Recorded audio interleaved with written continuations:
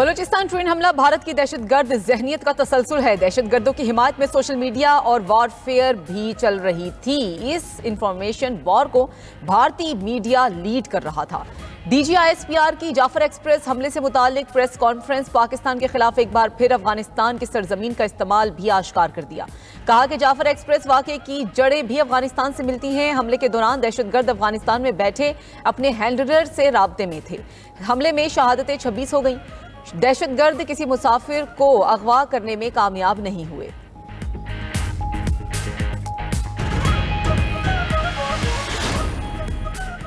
अफगान सरजमीन पाकिस्तान के खिलाफ इस्तेमाल हो रही है। दहशतगर्दी के वाकयात का मेन स्पॉन्सर मशरकी पड़ोसी मुल्क है। वज़ीर आला बलूचिस्तान सरफराज बुगटी की प्रेस कॉन्फ्रेंस कहा कि हमले करने वाले नाराज बलोच नहीं, दहशतगर्द हैं। इन सब की नानी भारतीय खुफिया एजेंसी रा है। अफगानिस्तान में बैठकर पाकिस्तान में दहशतगर्दी की मनसूबाबंदी की जाती है। रियासत के पास तमाम सबूत मौजूद हैं।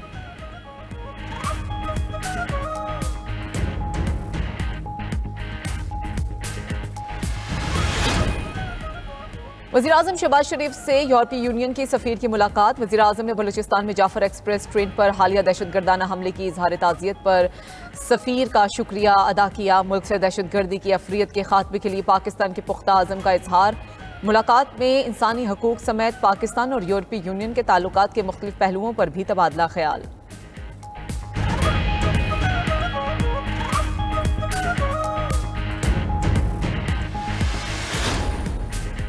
और chairman Peoples Party Bilawal Bhutto Zardari कहते हैं कि दहशतगर्दों का डटकर मुकाबला करेंगे। दहशतगर्दी के खिलाफ सबको मुत्तहिद होना पड़ेगा। कौम की हिमायत से दहशतगर्दी के खिलाफ जंग में कामयाबी मिलेगी। सिक्योरिटी फोर्सेस ने बहादुरी के साथ दहशतगर्दों को शिकस्त दी और शहरियों को बाजियाब कराया। हम सिंध की आवाज़ इस्लामाबाद तक पहुँचाएंगे।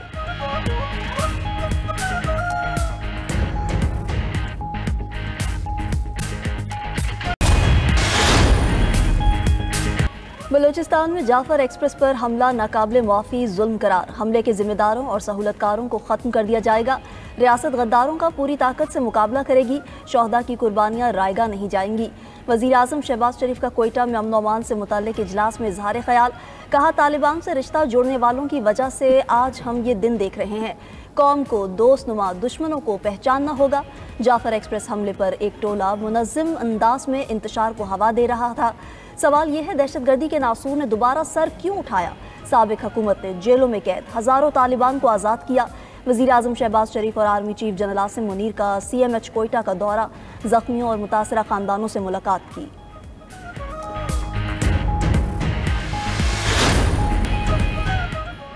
हुकूमत को मुल्क में जारी दहशतगर्दी की कोई फिक्र नहीं। अपोजिशन लीडर उमर अयूब की लाहौर ATC में मीडिया से गुफ्तगू। कहा, बलूचिस्तान की सूरत हाल से कई बार आगाह कर चुका हूँ। इनको लोगों की तरजीह दहशतगर्दी का खात्मा नहीं, दहशतगर्दी को कंट्रोल करने के लिए मरबूत हिकमत अमली की ज़रूरत है। ख्वाजा आसिफ को भूलने की बीमारी है, उनको नहीं बोलना चाहिए। उमर अयूब ने अवान में बोलने की इजाज़त न मिलने का शिकवा भी किया। अली मोहम्मद खान ने कहा, बलूचिस्तान वाक़े पर हुकूमती कोशिशों को रद्द करते हैं। दहशतगर्दी के खिलाफ जंग में पूरी कौम फौज के साथ है। अफगानिस्तान और पाकिस्तान का लाजिम व मज़लूम है।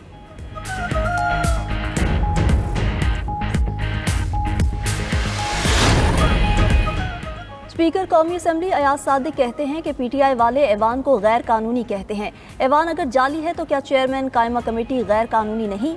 अब मैं PTI की कायम करदा रवायात को देखूंगा। जिस तरह ये प्रोडक्शन ऑर्डर जारी करते थे या सब जेल बनाते थे, उसी को दोहराएंगे।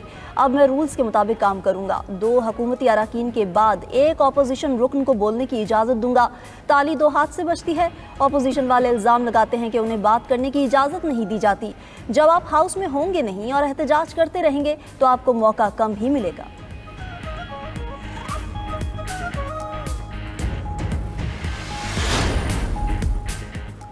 जनूबी वजीरिस्तान लॉयर के इलाके आजम वर्सक की मस्जिद में धमाका। ज़राए के मुताबिक धमाके में JUI जनूबी वजीरिस्तान लॉयर के ज़िलाई अमीर मौलाना अब्दुल्ला नदीम समेत मुतादिद अफराद जख्मी। धमाके के बाद इमदादी कार्रवाइयाँ शुरू। जख्मियों को डिस्ट्रिक्ट हेडक्वार्टर अस्पताल वाना मुंतकिल किया जा रहा है।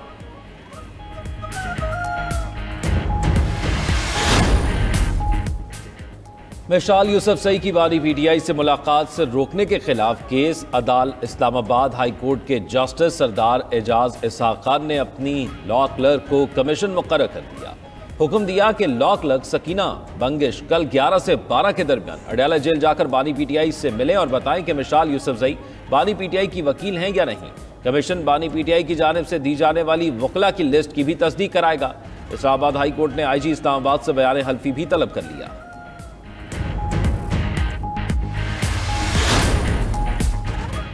पाकिस्तान और IMF के दरमियान मुज़ाकरात का फाइनल राउंड, पाकिस्तान को पै दर पै कामयाबियाँ। मुआशी कारकर्दगी से IMF मुतमईन, जून के अख्ताम तक कोई मिनी बजट नहीं आएगा। पाकिस्तान ने IMF को मना लिया। $1 अरब की किस्त के लिए पॉलिसी मुज़ाकरात आज मुकम्मल हो जाएंगे। पाकिस्तान ने IMF के साथ सैर हासिल मुज़ाकरात किए।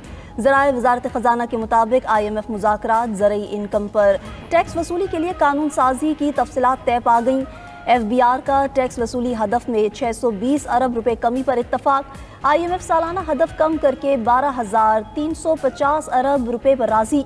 IMF ने अखराजात में कमी को लाजमी करार दे दिया।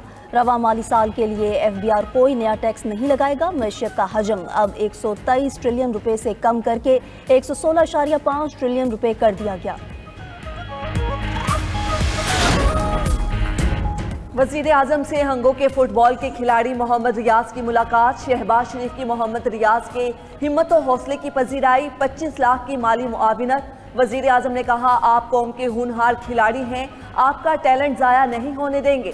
पाकिस्तानी नौजवान अफरादी कुव्वत मुल्क का कीमती असासा हैं। पाकिस्तानी खिलाड़ियों को वसाइल की फ्राहमी हुकूमत की अव्वलीन तरजीहात में शामिल है। मुल्क में खेलों के फ़रोग़ के लिए इक़दाम तेज़ किए जाएँ। वज़ीर आज़म ने हिदायत की कि मोहम्मद रियाज को उनकी पसंद के विफाकी इदारे में मुलाजमत दी जाए।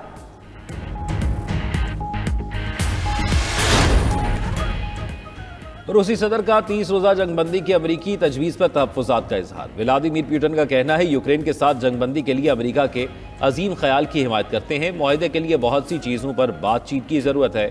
जंगबंदी के अहदाफ गैर वाज़ेह हैं, मकसद देर पा अमन होना चाहिए।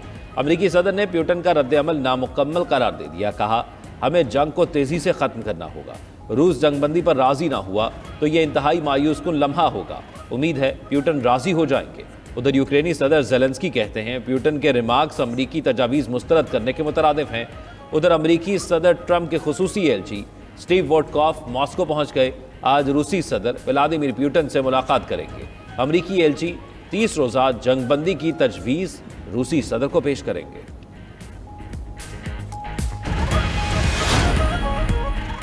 अमरीका ने ईरानी शख्सियात, ऑयल टैंकर्स और तजारती कंपनियों पर मजीद पाबंदियां लगा दी। ईरान के वजीर तेल भी अमरीकी पाबंदियों की जद में आने वाली शख्सियात में शामिल। ईरानी वजारत खारजा के तर्जुमान इस्माइल बकाई ने कहा कि इकदाम वाशिंगटन की मुनाफिकत की दलील है। पाबंदियां अमरीका के बयानात के जालीपन पर एक और सबूत है। अमरीकी वजीर खजाना ने कहा कि ईरान तेल से हासिल होने वाली आमदनी को हमारे मुफादात के खिलाफ इस्तेमाल कर रहा है।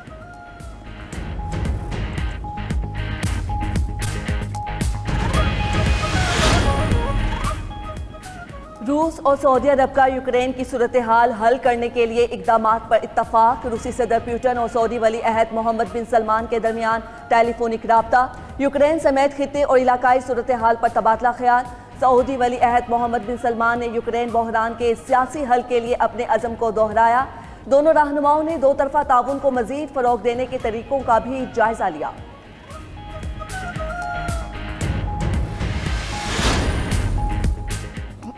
अक़वाम मुत्तहिदा की सलामती कौंसिल में सूडान की सूरत हाल पर इजलास। पाकिस्तान का सूडान में जंगबंदी और मुज़ाकरात को तरजीह देने का मुतालबा। पाकिस्तान के मुस्तकिल मंदूब मुनीर अकरम ने कहा, सूडान में जारी तनाज़े के तबाहकुन नताइज सामने आ रहे हैं। कम अज़ कम 1.2 करोड़ अफराद बेघर हो चुके हैं। तनाज़े के संगीन असरात पूरे खित्ते पर मुरतब हो रहे हैं। आलमी बरादरी इंसानी बहरान को कम करने के लिए सूडानी हुकूमत के साथ ताउन करे।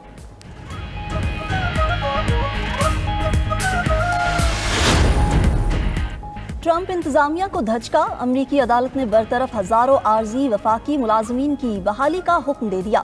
तमाम मुलाजमीन को ट्रंप छांटियों की मुहिम के तहत बरतरफ किया गया था। जज ने रिमार्क्स दिए कि ट्रंप इंतजामिया ने वफाकी मुलाजमीन के तहफ़्फ़ुज़ात को नज़रअंदाज करने की कोशिश की। ट्रंप इंतजामिया ने झूठा दावा किया कि बरतरफी की वजह मुलाजमीन की नाक़िस कारकर्दगी है।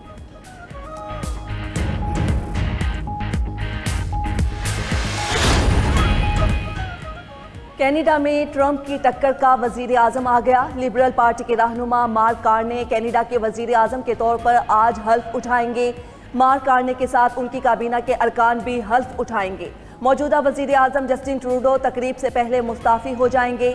मार्क कार्ने ने 20 अक्टूबर को अगले पार्लिमानी इंतखाबात तक बतौर वजीर आजम काम करेंगे।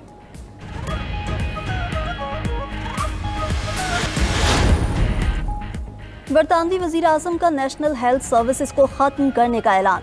सेहत की खदमात को जमहूरी कंट्रोल में लाने का फैसला। वजीर आजम केयर स्टार्मर ने कहा कि नेशनल हेल्थ सर्विस की निगरानी ब्यूरोक्रेसी के बजाय वुज़रा के जरिए की जाएगी। मरीजों को महंगे तरीन इलाज और तवील इंतजार से निजात मिलेगी। साबका हुकूमत ने नेशनल हेल्थ सर्विस को आज़ाद करके गलती की। 200 अरब पाउंड के करीब रकम को सेहत की बेहतर सहूलियात पर खर्च किया जाएगा।